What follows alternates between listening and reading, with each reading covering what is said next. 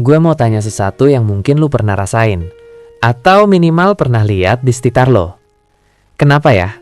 Usaha yang rame banget di tahun pertama, posting Instagram tiap hari, penuh testimoni, sibuk banget. Tiba-tiba di tahun kedua udah nggak update lagi, terus tutup diam-diam. Bukan tiba-tiba kebakaran, bukan kena penipuan, bukan digusur, tapi tutup begitu aja. Akun Instagram masih ada, tapi post terakhir udah setahun lalu. Lo pernah ngerasa aneh nggak? Orang-orang yang awalnya semangat jualan, posting story tiap hari, bikin konten promosi terus-terusan, tahu-tahu akunnya diem. Nggak ada pengumuman tutup, nggak ada pamitan, cuma hilang gitu aja. Dan yang lebih nyesek lagi, ini bukan kejadian sekali dua kali, ini pola. Pola yang berulang terus di Indonesia. Dari warung kopi, online shop baju, catering rumahan, jasa desain, toko thrift, sampai kedai minuman kekinian. Nah, video ini bukan soal motivasi kosong, bukan juga soal lo kurang semangat atau kurang doa. Bukan gitu. Video ini soal ngebongkar kenapa pola ini terus berulang. Kenapa banyak usaha di Indonesia mati pas tahun kedua. Dan lo yang nonton ini sekarang, mungkin lo pernah ngerasain sendiri. Atau mungkin lo lagi ngejalanin usaha tahun pertama dan mulai ngerasa kok kayaknya berat banget ya? Ya udah, kita bongkar bareng. Coba deh, lo ingat-ingat lagi. Tahun pertama buka usaha itu rasanya gimana? Adrenalin tinggi banget kan? Lo excited, lo bayangin usaha lo bakal gede, lo semangat bangun pagi, lo posting konten, lo balas chat konsumen sampai malam, lo rela begadang bikin produk. Lo mikir, gue bakal jadi bos, gue nggak akan kerja buat orang lain lagi. Terus lo dapat orderan pertama, wih senang banget. Lo screenshot, lo posting di story, alhamdulillah orderan pertama. Temennya support, keluarga bangga, ada yang nitip beli, ada yang kasih testimoni bagus. Lo ngerasa, ini dia, usaha gue jalan. Bulan pertama mungkin omset lo kecil, tapi lo nggak peduli, yang penting mulai dulu. Bulan kedua, ketiga, mulai naik. Lo optimis banget. Lo mulai mikir beli peralatan baru, sewa tempat lebih besar, nambah varian produk. Tapi, kenapa ya? Pas masuk bulan ke-7, ke-8, ke-10, kok kayaknya mulai melambat. Order masih ada, tapi nggak seramai dulu. Chat konsumen masih masuk, tapi nggak sebanyak waktu awal-awal. Lo mulai mikir, ya udahlah, ini fase normal, pasti naik lagi nanti. Terus masuk tahun kedua, dan disinilah mulai berat. Lo ngerasa capek banget. Bukan capek fisik aja, tapi capek mental. Lo udah kerja keras, lo udah begadang, lo udah promosi terus, tapi omset stagnan. Kadang naik dikit, kadang turun, pengeluaran tetap jalan. Supplier harus dibayar. Kalau sewa tempat, ya sewa harus dibayar tiap bulan. Kalau ada karyawan, gaji harus dibayar. Dan yang paling nenges, teman-teman yang dulu support, sekarang udah jarang nanya. Keluarga mulai tanya, usahanya gimana? Udah balik modal? Lo cuma senyum kecut. Ya, jalan sih. Tapi dalam hati lo tahu, lo mulai stres. Uang pribadi mulai kepake buat nutup kekurangan usaha. Lo mikir, kalau bulan depan masih gini, gimana ya? Dan pas lo mulai ngerasa overwhelmed, satu persatu masalah muncul.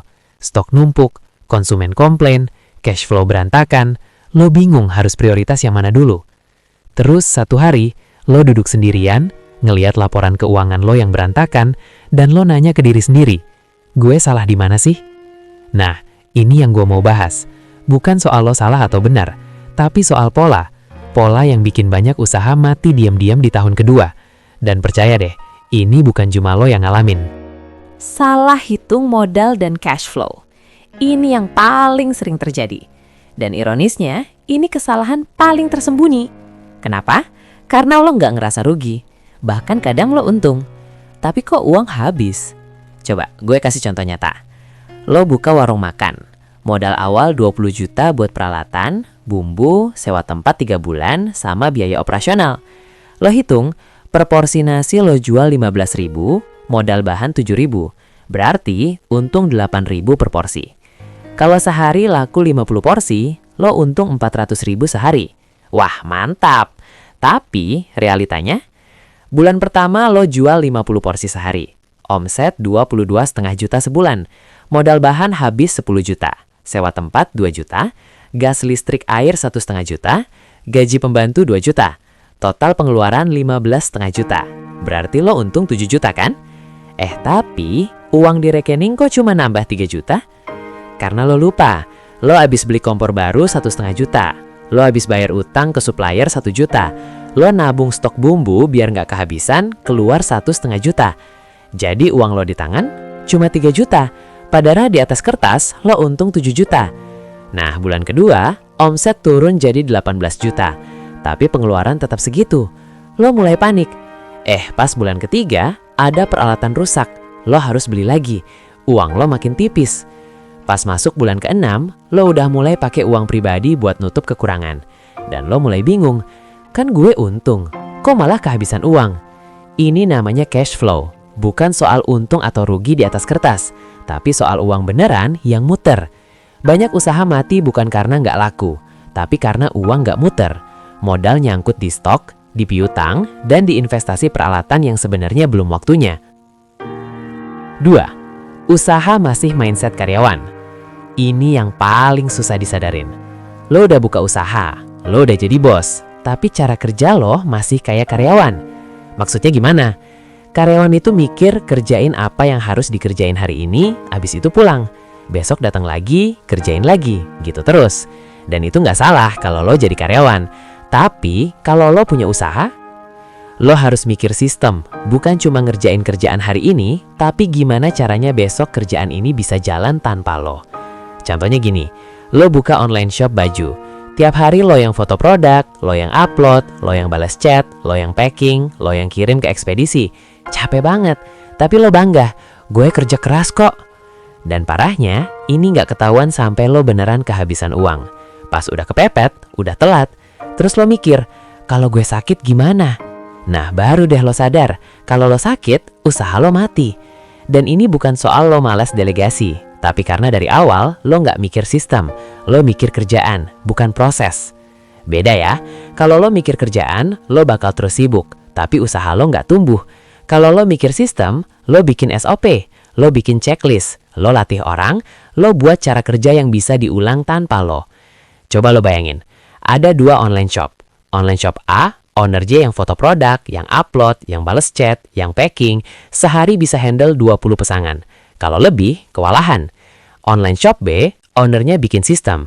Ada jadwal foto produk tiap Senin, ada template balasan chat, ada SOP packing yang jelas, bahkan ada lo yang SMA bisa bantuin kalau lo sibuk. Sehari bisa handle 50 pesanan. Mana yang lebih sustain? Tapi banyak pemilik usaha yang masih stuck di mindset A. Kerja keras, tapi nggak bangun sistem. Jadi pas tahun kedua, lo capek sendiri, lo burn out. Dan pas lo burn out, usaha lo jalan di tempat, atau malah mati.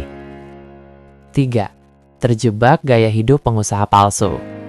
Ini jebakan yang paling halus, dan banyak yang nggak sadar.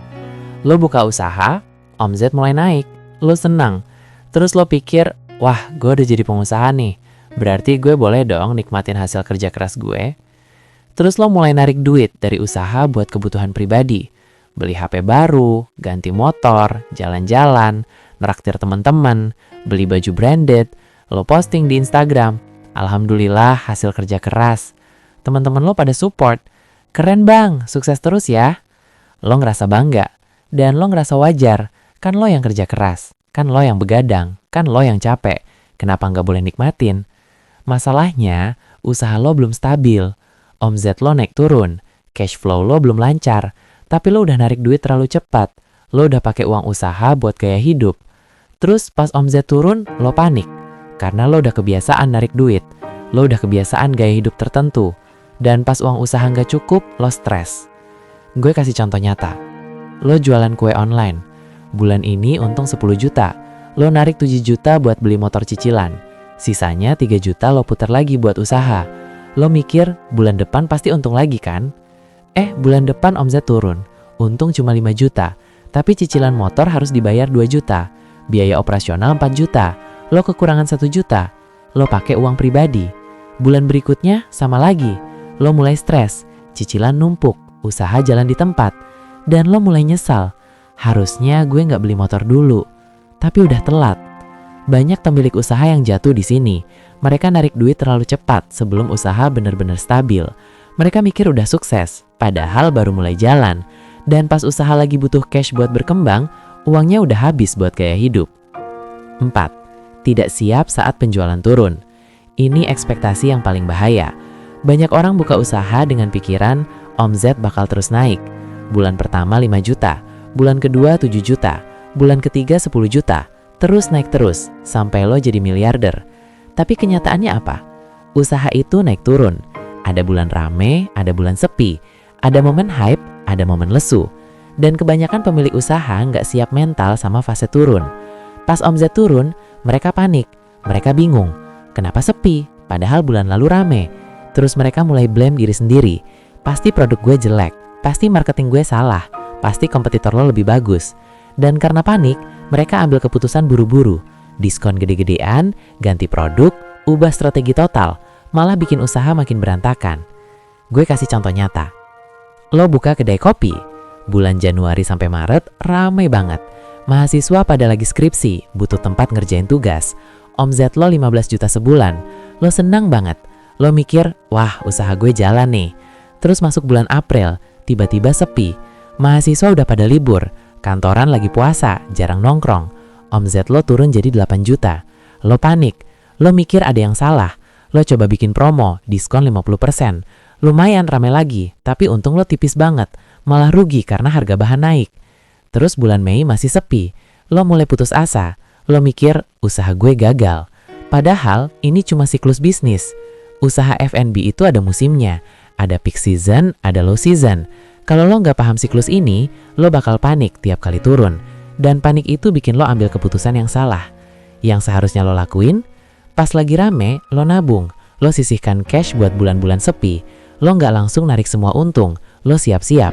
Tapi banyak yang nggak lakuin ini. Mereka kaget pas turun, mereka nggak punya cadangan, dan pas cash habis, mereka menyerah. 5. Semua dikerjakan sendiri tanpa prioritas. Ini perangkap produktivitas semu. Lo ngerasa sibuk banget. Tiap hari lo kerja dari pagi sampai malam. Lo jawab chat, lo bikin konten, lo urus stok, lo packing, lo kirim barang, lo urusin admin, lo bikin invoice, lo urusin komplain. Lo capek banget, tapi lo bangga. Gue kerja keras kok. Tapi coba lo tanya diri sendiri, sibuk lo itu produktif atau cuma sibuk? Karena ada bedanya antara sibuk dan produktif. Sibuk itu lo ngerjain banyak hal tapi nggak jelas mana yang penting. Produktif itu lo fokus ke hal yang benar-benar bikin usaha lo maju. Contohnya gini, lo jualan skincare online. Tiap hari lo jawab 100 chat di WhatsApp. Kebanyakan chat itu cuma nanya harga, nanya ketersediaan stok, nanya cara pakai. Lo jawab satu-satu. Abis itu lo capek, lo ngerasa udah produktif. Tapi coba lo hitung, dari 100 chat itu, berapa yang beli? Mungkin cuma 5 orang. Terus lo mikir, iya memang gitu kan? Nggak semua yang nanya bakal beli. Iya benar, tapi masalahnya, lo habis waktu 4 jam cuma buat jawab chat yang ujung-ujungnya nggak jadi beli. Padahal, 4 jam itu bisa lo pakai buat bikin konten edukatif yang bisa menarik lebih banyak pencari pembeli. Atau lo bisa pakai buat evaluasi produk mana yang paling laku. Terus lo fokus ke situ. Tapi lo gak sempet, karena lo sibuk jawab chat. Atau contoh lain, lo punya warung makan, lo sibuk banget tiap hari, masak, layan pembeli, beres-beres, cuci piring. Tapi lo gak sempet duduk evaluasi, menu mana yang paling laku, menu mana yang marginnya paling besar, bahan mana yang sering mubazir. Lo cuma jalan di tempat. Dan pas tahun kedua, lo ngerasa capek tapi usaha gak maju-maju. Karena lo gak pernah mikir, apa sih yang benar-benar penting buat usaha gue? Prioritas, ini yang hilang. Banyak pemilik usaha stuck di operasional harian. Mereka nggak sempat mikir strategi, nggak sempat evaluasi, nggak sempat planning, karena mereka terlalu sibuk ngerjain semua sendiri. Dan pas udah burnout, mereka menyerah. Sekarang, gue mau ngomongin satu hal yang jarang dibahas. Kenapa sih tahun kedua itu justru paling berat secara mental? Karena di tahun pertama, lo masih punya hype, lo masih punya semangat, lo masih dapat dukungan, teman-teman lo support, keluarga lo dukung, orang-orang pada excited lihat lo buka usaha. Tapi tahun kedua, hype-nya udah hilang. Teman-teman lo udah nggak terlalu nanya. Mereka sibuk sama hidup mereka sendiri. Keluarga lo udah nggak excited lagi. Mereka mulai realistis. Kapan balik modal? Udah untung belum? Mending kerja kantoran aja kan? Dan lo ngerasa sendirian. Omset lo stagnan, nggak naik drastis kayak yang lo bayangin, tapi juga nggak turun banget sampai bangkrut. Cuma gitu-gitu aja. Dan itu bikin lo frustrasi. Lo mikir, gue udah kerja keras, kenapa nggak berkembang? Terus lo lihat orang lain. Lo lihat temen lo yang buka usaha belakangan, tapi kayaknya lebih sukses. Lo lihat kompetitor lo yang rame terus. Lo mulai ngerasa gagal. Dan di sini, mental lo diuji.